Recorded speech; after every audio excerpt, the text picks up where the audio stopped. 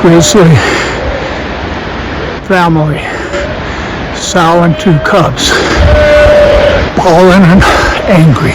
The grizzly did not do this to me. It was just a really rough hike. Last Wednesday, Jeremy and I did an extremely rough country off the grid, miles from the nearest trail, trek through rough country to search for Bigfoot. The wind was blowing so hard that my Apple Watch said it could harm our hearing, and with the heavy wind drowning out the noise, I was picking my way carefully through these boulders, and I look up, and there about 60, 70 feet away is a sow grizzly and 2 cubs, and I thought I saw the father as well.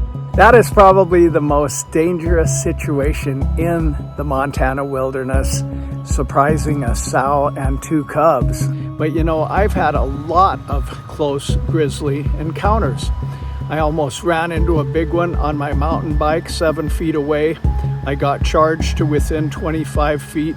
I was treed by a bear for 40 minutes before they had bear spray. And some people, when I tell them these experiences, they say, BS. So I thought, man, I'm gonna prove this one. Even if it costs me my life, I'm gonna get the video. So I stood there in the danger zone for 16 seconds, getting the video of an angry sow grizzly bawling and screaming at me. And toward the end of the day, we realized we might not be able to get back to a car. We may have to spend the night, and our only real survival gear was lighters, and it was blowing 45-mile-an-hour wind. So we decided to cut through an area to get back to the original vehicle. And then these 2 big grizzly bears were blocking our path. A couple of big old grizzly bears walking up that path there. That's right on the route we were gonna take.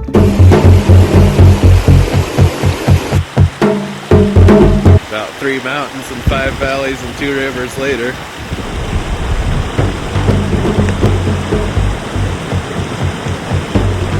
The reason that we're doing this is our last squatch was following a family sighting in that Kiowa area. Okay, just come tracks down there we're gonna go check out. Here we go with something very definite, guys.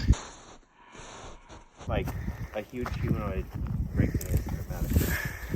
That is an interesting break of a tree, isn't it? And then Hiram Upham, my friend, had his dog drag up a juvenile Bigfoot leg in incredible Bigfoot 4. You can see the video of the leg that the wolves killed in that same general area. And then the son of a big game hunting guide, a native man, told me that where they are really hunkering down is in these, what's a stream thing called? Like a draw, ravine. Yeah, a ravine, creek area coming out of Glacier Park, and that's exactly where we are now. And about 3 or 4 years ago, somebody showed me a video of a giant Sasquatch up around Upper St. Mary's Lake, and I thought it must be CGI. It was so big, it had to be 12 foot. But then I interviewed a native gal that said she saw one that big in the other side of the range. Could have been the same animal. And just putting all this together makes me think this could be about as promising as anywhere I could think of. What's your thoughts there, Jeremy? Yeah, it seems like a good area. Yeah, it's definitely thick. We're definitely away from any trail, we're away from any people. What are we, 6.3 from the truck now? Well, now we start the off-trail portion of our trek, because Bigfoot are elusive creatures, and we're probably not going to be seeing any near a trail.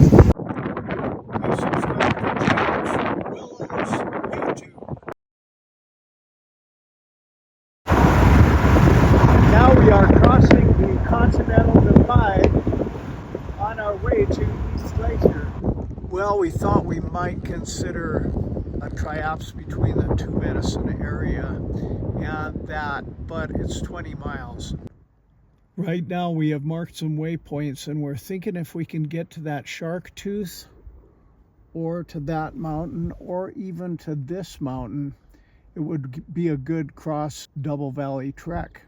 This one to the left of the tree is what I call the shark's tooth, and what the son of the Native American big game hunting guide told me is the Bigfoot are hanging out in these draws that are coming out of Glacier Park. So we're thinking if we can get out toward that shark tooth.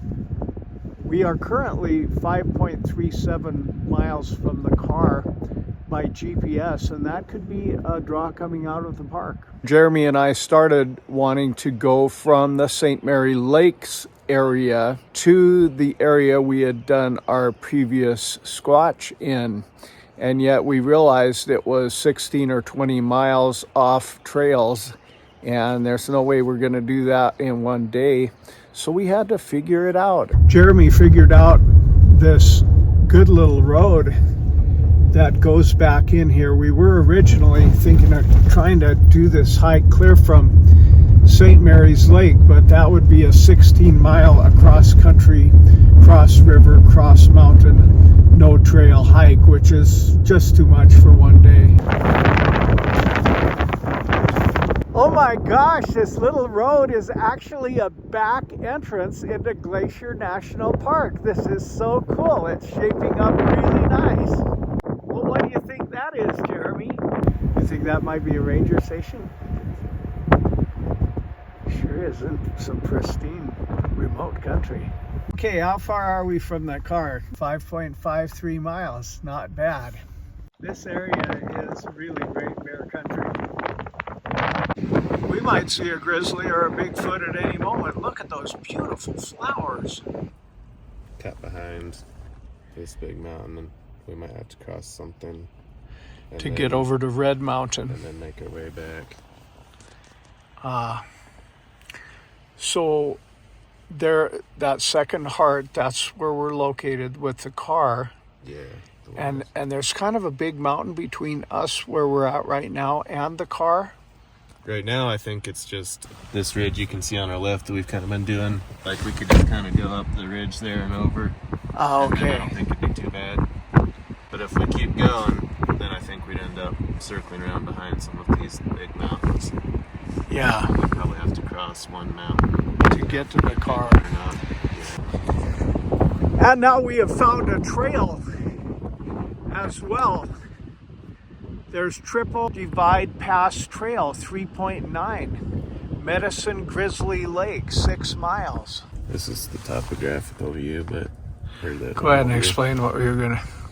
So it would go from where we were and it'd go up between these mountains. So actually, if we did decide to loop around behind this mountain, then that trailhead would take us part of the way. Well, that's not a bad idea. What do you think? How far it is, too. Well, I think going up that trail might be the answer. Go up there 2 or 3 miles, possibly get on the other side of the stream, and then head back to the car. I'm kind of hoping and wondering if that's my shark's tooth that I call the shark's tooth. Just looks like a mile straight in front of us. What do you think? Yeah, it looks about right. And so our June 5th, 2024 Bigfoot trek begins. Like if you're hiking through, could you put them on a fire and eat them? Yeah, you could. There are keeper limits in the park, and you can keep a certain amount of fish. So judging from your map, what do you think are the chances of us finding a bridge across the stream? Really didn't check. I'm out of range now. That's where I can't get the satellite image map. If there was a bridge, it'd probably be on this lower fork, I'm thinking. This trail is the lesser used of the two. No, we're not on the other side of the stream, Jeremy. Looks to me like this is what you said, a ford for horses. That looks a little swift for fording. It's probably up to your belly button and swift. Looks to me like it's definitely to our advantage to go upstream a little to try to cross that stream where it's not so huge, huh? This looks like good wildlife habitat of almost any kind. I'm seeing some, looks like moose tracks and deer tracks. One time my son Abe and I were on a 41-mile hike from Logan's Pass clear to Canada, and these three other hikers passed us, And then maybe 100 feet up the trail, we saw a grizzly bear, big track over their tracks. That would probably be a doable place to cross this stream.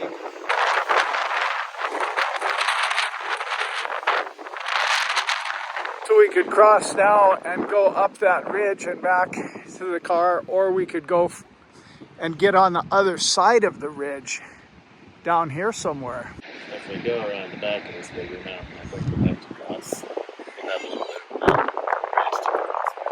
That'd be kind of a cool draw. Boy, that's a pretty meadow, isn't it?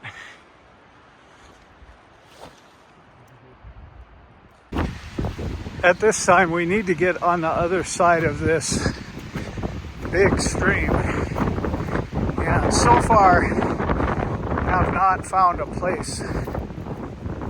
Well, at least the stream splits in two up here. Well, it looks like back there was a nice concise crossing that was steep and deep and swift, but now it's sort of a quarter-mile long marshy spot. What do you think? I don't think I want to cross right here. Right. Well, we decided to keep going and see if we can find a better spot to cross. We are almost 6 miles from the car, and we're hoping if we get up here a little further, it'll be less precarious to cross. My dream trek was to come from that Shark's Tooth back to the car. We're getting closer. Whoa, that's big and that's fresh. What's it look like to you? Probably bear.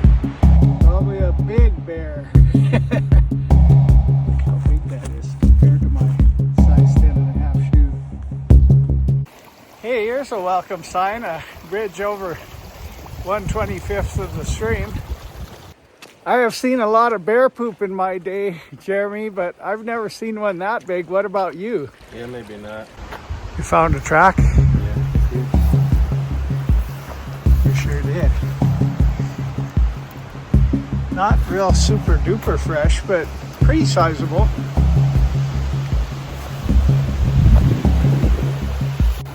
Well, I sure like the looks of the fact that we're crossing little bits of water. Every bit we cross is less we have to cross down below.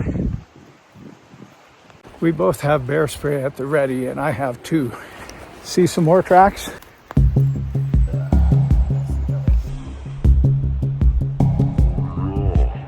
Well, here's a split stream situation, but it still looks like it's through about a quarter mile of tundra. Well, now the car is 6.04 miles away, and we have hiked 1.77 miles. So we've got a pretty good hike across country ahead of us. But I'd kind of like to see if there's a better place to cross up here. What about you? Yeah, I almost think I might see a spot up here right there. Do you have any extra shoes? Nah, but I'll just take mine off when we go across. Jeremy went barefoot for, what was it, 2 years in a row? Probably a lot more than that. Really? Yeah, probably 5 or 6. It's a Hungry Horse Mountain boy. Just went barefoot.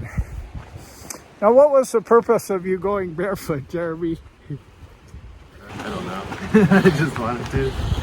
Just wanted to get your feet tough, and boy, I bet they did get tough. More fun with nature or something. I went through a phase where I wore nothing but moccasins for quite a while. But then I did a hike of Great Northern Mountain and got up toward the top in that shale, and I wished I had real shoes on. I climbed Mount Reynolds barefoot once. That's insane, man. We climbed Mount Reynolds together, you remember, with Abe. And that's a gnarly mountain to get up. A while back, that girl died on Mount Reynolds, and the paper was saying they don't know how they died. I know how she died. There's some sketchy sections up there. My dream was to hike the gorge coming out from the Shark's Tooth, and look, there it is. I kind of like the looks of this spot to cross because I can't. Well, we are glassing, and then I think I found a mountain goat. Look at that white spot, see what you think. Think it's a goat? Yeah, it's definitely a mountain goat. It got up and it's walking around. Cool, just one? I think I see another one a little lower down too, at the bottom of the stream. I think I see one or two of them about 200 yards to the right. That hiker that we passed, he's coming up here for a goat survey. Oh, really? I wanted to know how far we are going total. So far we hiked 2.22 miles and we are 6.28 from the car.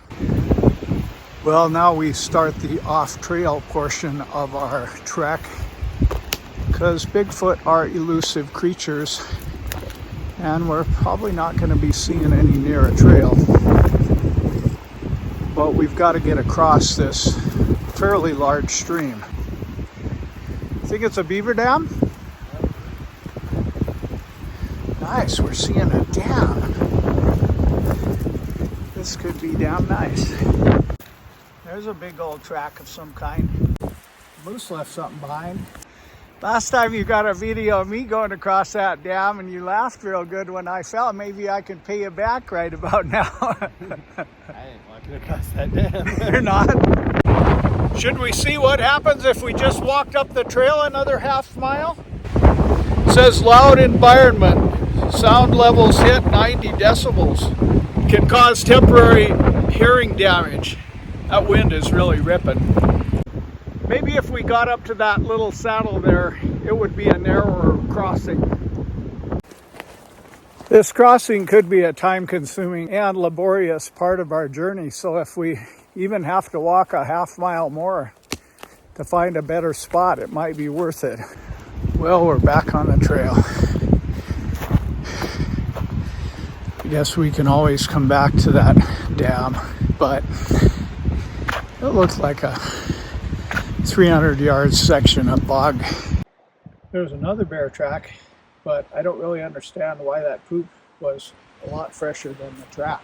My instinct would be to go a little bit forward first, huh? Probably. I'm pretty sure that's the shark tooth. We were even talking about having a helicopter try to drop us off. That's very unrealistic in these parts, but I think we got to where we want to be. Yeah, get over these and there'll be less to cross, huh?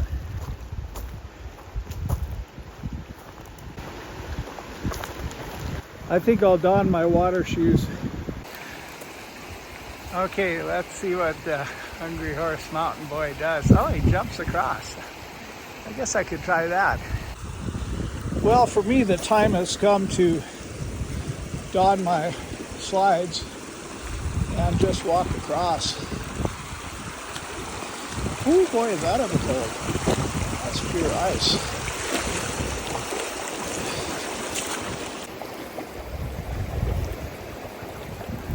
This water is sure cold, man.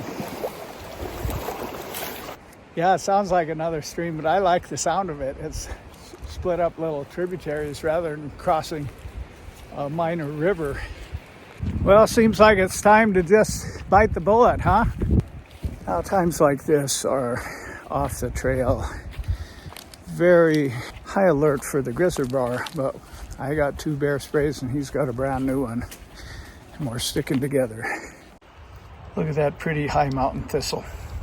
Huckleberries. This tree is getting us part way there.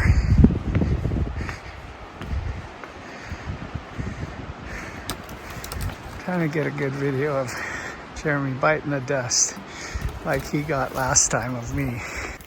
He spies out another big tree. Really an abundance of moose sign. Some more bear doo-doo. Well, we have some rushing water to yet cross.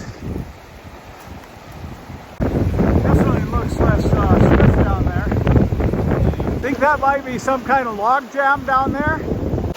I have for stuff like this plenty, but it's really swift.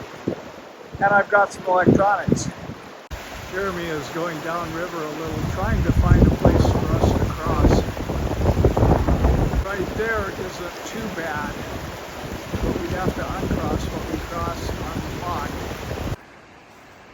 We just saw something move up there fairly big. It looked like a deer to me. What about you? Yeah, I thought so too. These are the times that separate the men from the boys on a squatch hunt.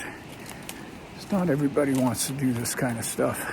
You saw what? I saw a spot right up here that might be doable. Great. It's swift, but not crazy swift. But if you lose your footing, then you'd go into the real swift. I wonder if we should put some stuff in bags just in case. Well, it's slippery rocks and pretty good current over there. But it's only about, looks to me up to about the thighs. But if we lose our footing, some pretty gnarly little rapids. Well, here goes.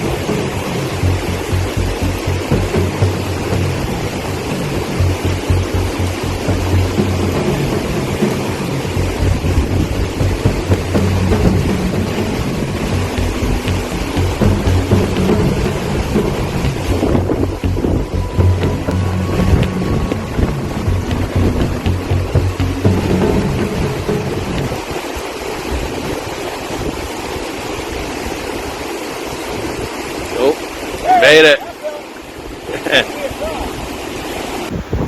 There's no one I would rather be with on this particular part of this journey because Jeremy does a lot of snorkeling down the rivers and he's used to the cold, he's used to the water, but that crossing is no piece of cake.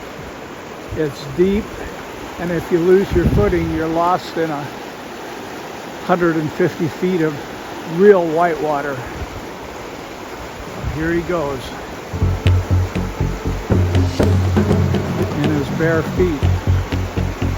Pretty cold. Pretty cold, yeah. This next 10 feet is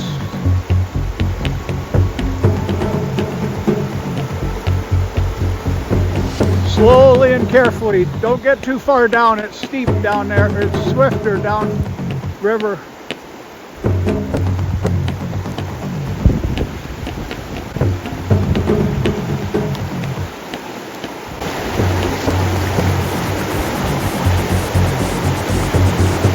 Those rocks are pretty slippery and it's really steep where really swift where he is right now.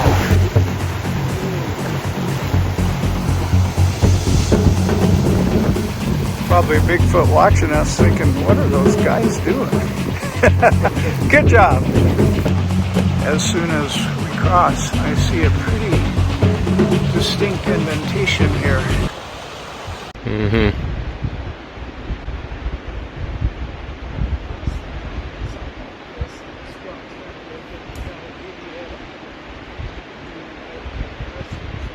I was pretty scratched up by the time it was done. And I had pants on most of the time.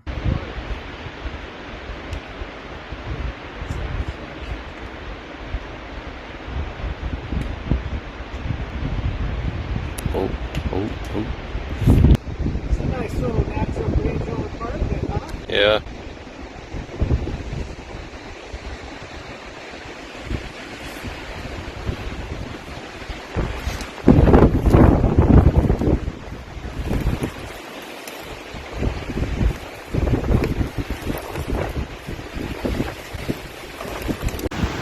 Well, now we are getting back in here to where we could conceivably see something. Time to switch back to some shoes. Well, we are across the perilous little river And it feels really good to be on the other side. Both of us have dry shoes, and I even had extra socks. Okay, now is when we start hunting.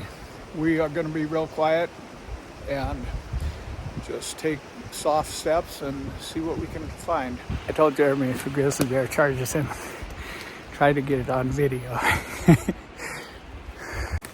In all seriousness, we both have our bear spray extremely on the ready. I've been charged at close range by a Griz, and you would just barely have time to clear the holster of your bear spray if one came at you. This is nice country. We should see something in here. Elk, moose, bear, something.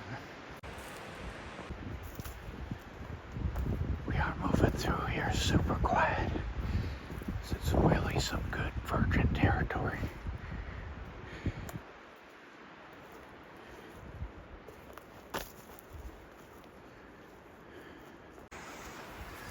This is what it's like, just working our way stealthily through the thick stuff.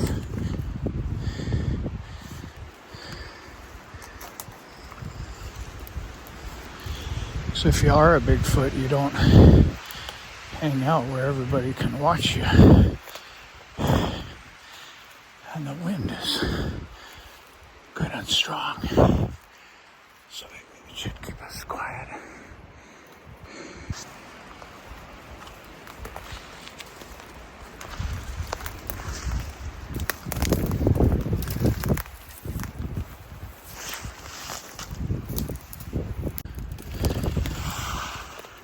Got 6.24 miles to go to Jeremy's car.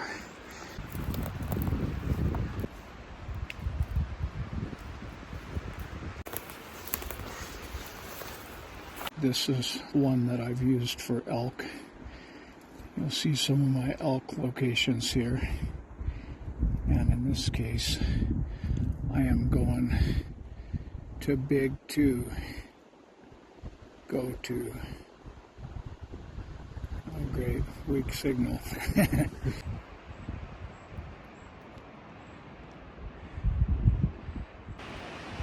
I have walked right up onto elk in their bed 30 yards away doing this.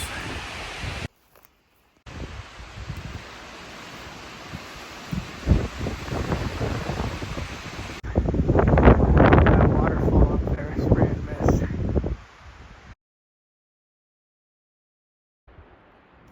Sure is a beautiful, soothing place. Faster but kind of noisy. I'm on a pretty steep hike up that's the distance. While Jeremy is down there taking the longer way, but not twisting his ankle. It is really slow going.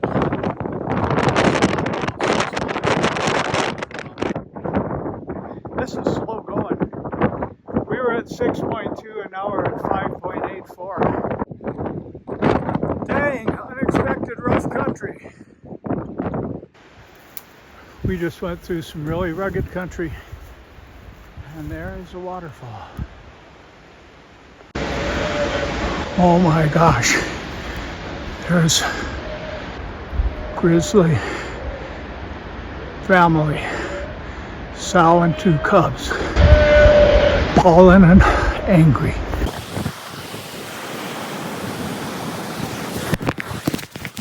Now, you are not really supposed to run in an intense bear encounter like that, but there were several situations that made it conducive in my mind. Number one, she had got the cubs off to a place of safety, and then she was wheeling around to decide to attack, but she had not really fully committed to an attack. Number two, the terrain was downhill and really rocky. And I'm pretty good at running over big rocks because I've had a lot of practice in the mountains. And number three, I'm a fast guy. I won a lot of track ribbons in the sprints in my youth, and my son has that speed. He was a D1 running back and ran a 4.49. So as soon as I took that video, I wheeled around and ran like the wind. And in this situation, thankfully it worked. Also, the direction I was running was downhill, and I've heard that bears can't run as fast downhill.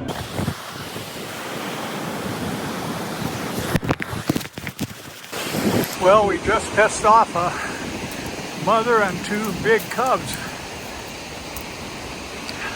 They were really bawling and pissed. I don't know. That's what I was trying to go. Just straight away from them, not like cut alongside. Leave your old buddy up here to roast, huh? Those who do business on great waters, these have seen the works of the Lord. This was an amazing world-class physical fitness challenge. I have cross-country skied races of over 33 miles, and this was every bit as hard or harder than that, probably harder than these Spartan races people do. And yet when you step out in great ventures like this, you see the wonders of the Lord. What a wonder to see this sow and cubs in among the giant waterfall and the rocky crags.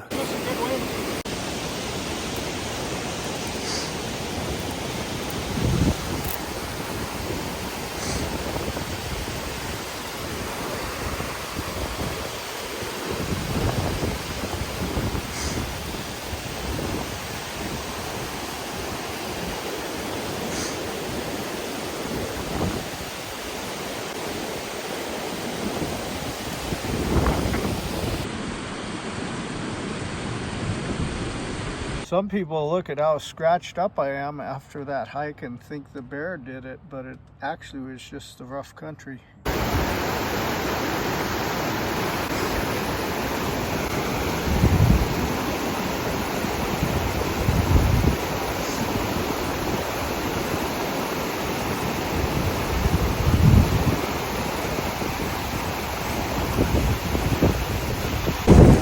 That was a really super close grizzly sighting for me. Thank God they headed the other direction, because if they decided to defend, I could have been in big trouble. But Jeremy, he was boogieing on down the mountain. He believes in that kind of grizzly defense, that as long as you can outrun the slowest member of your party. That was something, man. They were bawling and just. Well, we just crossed over another stream, and what a beautiful, beautiful stream it is. That could have been rough, because those yearling cubs were big enough to do damage themselves, and to have three coming at you would have been a little scary. Well, we just came through some super thick stuff, and now we got some super rocky stuff.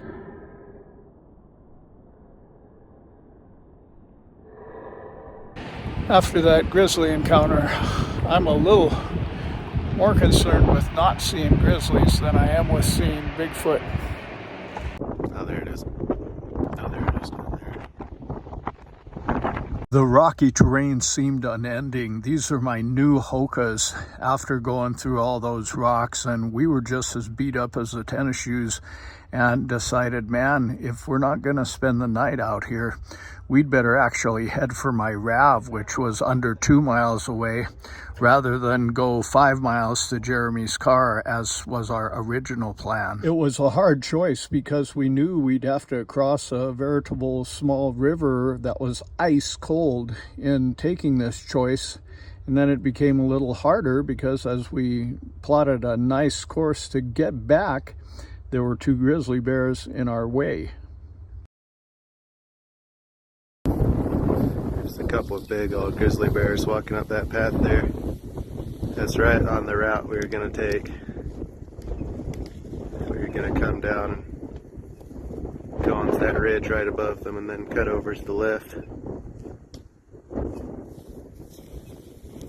While we were trying to figure out if we should go across this river or not, moose came and crossed the river. And then the moose's yearling calf came and crossed the river. It had the effect of reassuring me that, hey, if they can do it, I can do it. It's going to be okay.